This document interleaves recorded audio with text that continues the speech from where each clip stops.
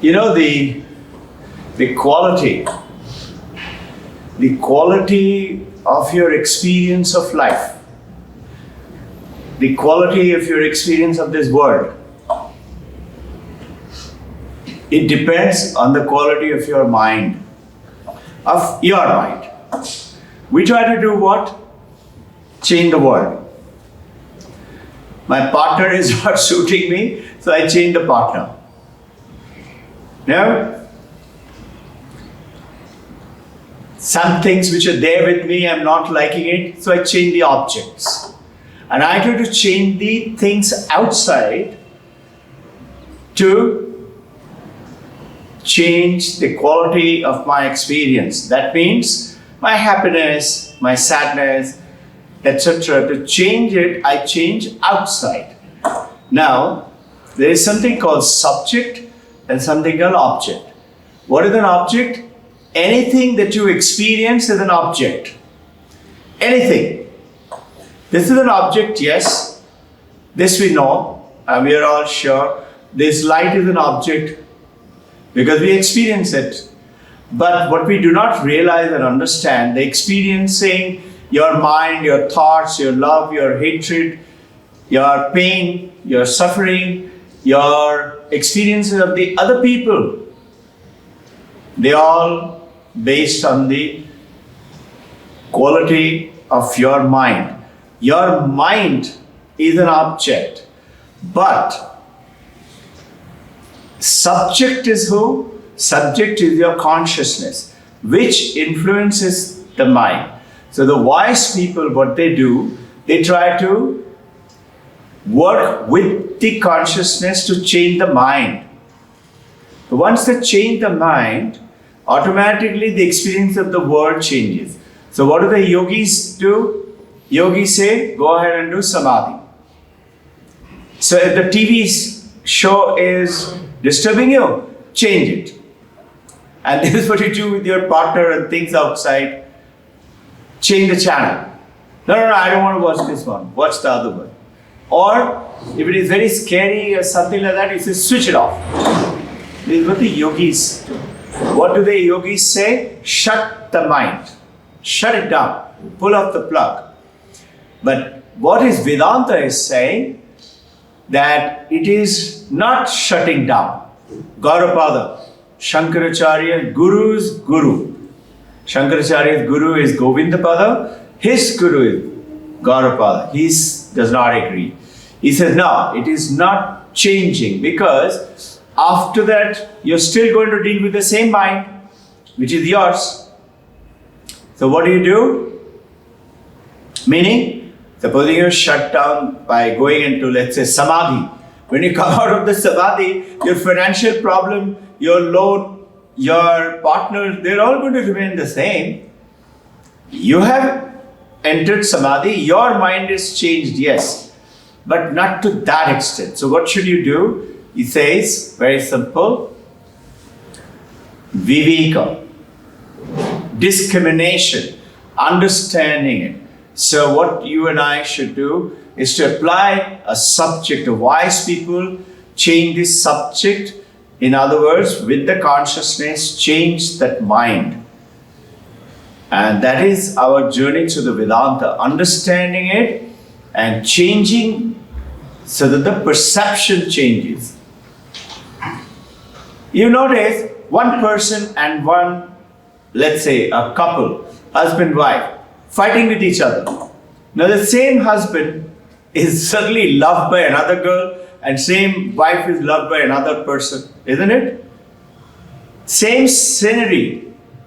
Somebody says, I love this cold weather. Another one says, I hate this cold weather. What is it? It's the mind. So change that quality of the mind.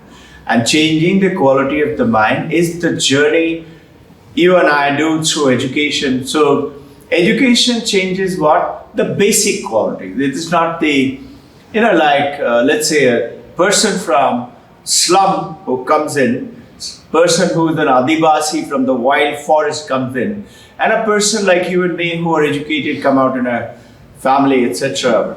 We are more educated, we have better perspective, we have more tolerance because of our education. But still we have problem. So to get out and go into that finer state where you say everything is all right, everything is okay. And this is what you'll find, people who are very experienced may not be educated like our grandmas. Have you noticed our grandmas are always saying, it's okay, he'll become all right, don't be upset. Our grandma used to tell our mother and father, no? When they used to be upset by our thing, grandma used to say, no, he'll be all right, just see, he'll be okay. A good teacher does the same thing. Now, as far as you're concerned with your life, you need to think about this status of your mind tells you, I can or I can't. Now, training does help tremendously. Wild elephant can be trained to become tame elephant. So that training is one part of it to change the quality of the mind. That's why you do Vedantic knowledge, discrimination, yogic practices. You want to do a century, you have to go for daily practice for cricket, isn't it? If you want to know more and write a good poetry, you have to start practicing writing a poetry. Similarly, facing obstacles in your life. There's a beautiful statement of Swami Vivekananda. Everything is beautiful, but it's so appropriate to this talk. I'm remembering it. If you notice it, he said, if you have faced no obstacle in your life, Vivekananda is saying, no, you're on the wrong path. That means, if you have not experienced any obstacle in your this path, that means you are on the wrong path. Example, I'm sleeping. All the time sleeping. Some people do that, no? Holidays. Morning, suddenly you wake up, oh my God, it's 6 o'clock in the evening. You don't even realize it. Slept and slept and slept. It has happened to, I suppose, all of you. But there is no obstacle. But that means you're on the wrong path. So if you've taken up a right path, obstacles will be there. And going over the obstacle is the human excellence. Any obstacle. There is a beautiful statement in Vedanta, which Vivekananda used to use it quite often. He used to say, if you keep looking at the mountain, keep looking at the mountain will crumble in front of you and you shall cross. There is an ancient Zen saying on that if you keep looking at the sun, what is sun? Supreme, autocratic, monocrat. It's called autocratic, monocrat. Autocratic, very mighty, and monocrat, only one. That sun is supposed to be very powerful, no? But you can win that sun. How? Keep looking at the sun. So how do the Chinese say? The Zen say, not Chinese, Zen. By the way, Zen is from India. I don't know if you all know. I didn't know it. I went and learned Zen is from India. You know how? When I went to Japan. And I did a lot of study to go and study Zen in Japan. And nowhere did I read that. The Zen is from India. And there I met an old lady. She would be about 78, 79. She was glowing with youth, vitality, very fair, and she specially made a tea ceremony for us. I'm a little going off the track, but it's very important for us to understand what kind of these people say those sayings, which I'm going to quote. And she made a tea ceremony, and she was not walking from here to there. We walk lazily, smart, very fast. She was running like that. Wherever she's going, she's running. Like that. So much of energy, glowing, smiling. She didn't understand English, but I had an interpreter with me. So Sharda and I had the tea ceremony. Ira Mehta were also there. After the tea ceremony, I was really amazed at the calmness she had. And naturally, we are in this path. I asked the question. I said, how did you become one? She said, at the age of 13, I decided to become a monk. I said, how did you learn Zen? Then I was surprised. She said, why?